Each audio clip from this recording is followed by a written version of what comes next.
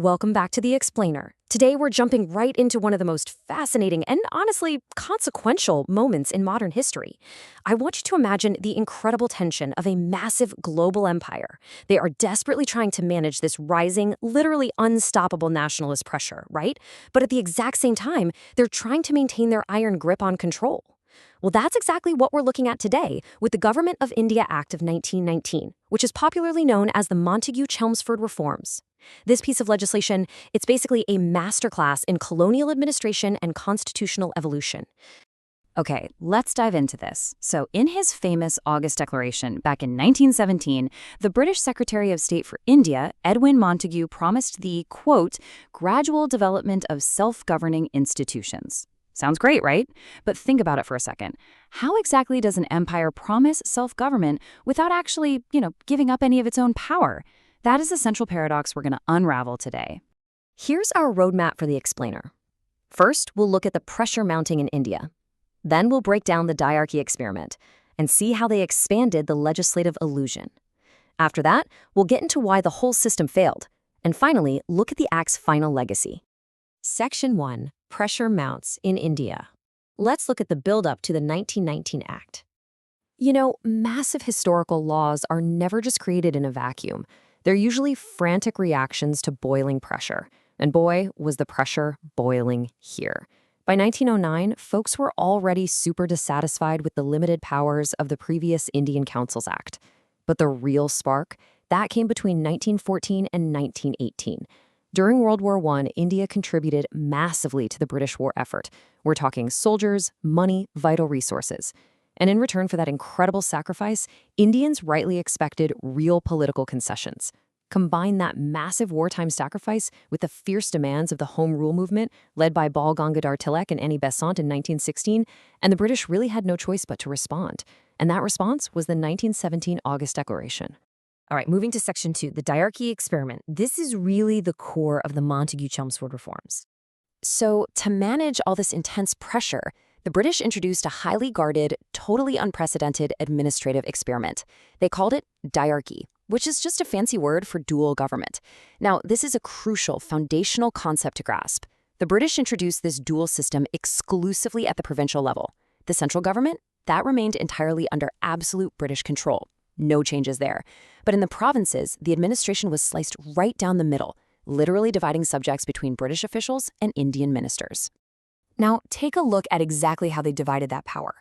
On the reserve side, crucial sectors like police, revenue, and justice were kept strictly, tightly in British hands. Meanwhile, on the transferred side, subjects like education, agriculture, and public health were handed over to Indian ministers. Think of it this way. It's like a giant administrative car. The British essentially gave the Indian ministers the steering wheel with things like health and education, but they kept the brakes and the fuel firmly in their own hands with police and revenue. So how did this actually play out structurally? Well, the reserve structure was managed by the governor and his British officials, and get this, they were completely unaccountable. They didn't have to answer to the legislature at all. The transferred structure, on the other hand, was run by the governor and Indian ministers, and they were responsible to the legislature. But do you notice the common denominator in both of those structures? Yep, the governor. Even within this newly divided system, the British governor retained an overriding dominant authority over the whole shebang. Which brings us to Section 3, expanding the legislative illusion, or as I like to call it, representation without real power. So what did all these fancy constitutional and legislative changes actually mean for the average Indian on the street? Honestly, it's a textbook example of giving with one hand and taking away with the other. Yes, the franchise, the right to vote, was technically expanded, but it was strictly fenced in by these incredibly rigid barriers. We're talking high property ownership thresholds, specific educational qualifications, or a certain tax payment history. So while it was technically an expansion, the vast majority of Indians were entirely excluded from voting. The actual electorate ended up being vanishingly small. But despite those incredibly limited voting rights, the Act did introduce a pretty major structural milestone. At the center, it established a bicameral legislature for the very first time. It split the legislature into an upper house, the Council of State, and a lower house, the Legislative Assembly. And this is actually a huge deal because it laid the exact foundational blueprint for India's modern two-house parliamentary system that we still see in action today. Alongside that new bicameral system, the act also aggressively expanded separate electorates. This concept was originally introduced for Muslims back in 1909, but the 1919 Act broadened it to include Sikhs, Europeans, Anglo-Indians, and Indian Christians. So while representation was technically broadened across different groups, expanding these separate electorates practically deepened communal politics across the entire subcontinent. Let's move on to Section 4, Why the System Failed and the Collapse of Dual Government. Now, while this complex machinery might have looked super intricate and clever on paper, it almost immediately broke down on the ground. Just look at these fundamental mechanical flaws. Step 1, governor dominance. The governor could literally just override the Indian ministers whenever he felt like it. Step 2, financial dependence. Remember our car analogy? The Indian ministers were tasked with managing massive sectors like agriculture and public health, but they had absolutely no control over the revenue needed to actually fund them. And this brilliantly illustrates the mechanical failure here, giving responsibilities without the money. Add in Step 3, which was constant administrative conflict with no clear divisions of power, and Step 4, the very limited real responsibility given to those ministers. Honestly, it was just a recipe for total administrative paralysis.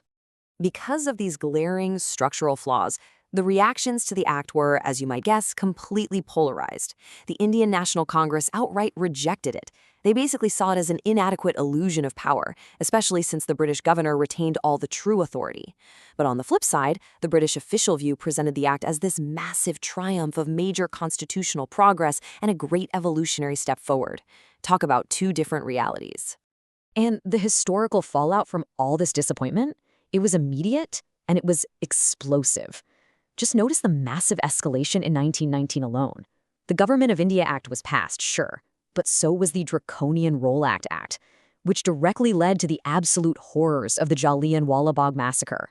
The bitter disappointment of the Montu-Chelmsford reforms, combined with these deeply traumatizing events, practically ignited the massive 1920 non-cooperation movement. So rather than quelling the nationalist pressure, the reforms just poured gasoline on it and fueled the next massive wave. Finally, Section 5, the Act's final legacy. Let's evaluate the 1919 reforms. Let's move to and see how this builds, right? We need to zoom out for the big picture and see exactly how this crucial piece of legislation fits into the broader constitutional evolution of India. In 1909, we had no diarchy and no bicameralism. Then our topic today, 1919, introduces diarchy at the provincial level and kicks off bicameralism. Fast forward to the Government of India Act of 1935, and we see the British moving diarchy up to the central level and expanding that bicameralism even further. It's kind of an aha moment when you see it laid out like this. You can literally visually track the exact evolutionary step-by-step concessions made by the British state as nationalist pressure forced them to slowly, reluctantly open the doors of governance. When historians look back at this today, they generally view the act through three distinct lenses. First, there's the constitutional view, which sees it as a legitimate, necessary first step toward provincial self-government. Then you have the nationalist view, which looks at the overwhelming British control that remained and calls the whole thing too little and too late. And finally, there's the critical view.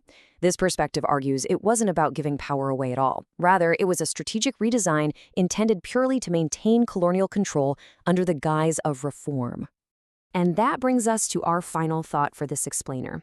Looking at the incredibly complex machinery of diarchy, the expanded but deeply restricted voting rights, and the deepening of communal electorates, so what does this all mean? Did the Government of India Act of 1919 actually introduce meaningful constitutional reforms that prepared a nation for self-governance, or was it simply a highly sophisticated, brand new form of colonial control designed to divide and pacify? Keep that question in the back of your mind as you continue to explore this fascinating era of history. Thank you so much for joining me, and keep learning.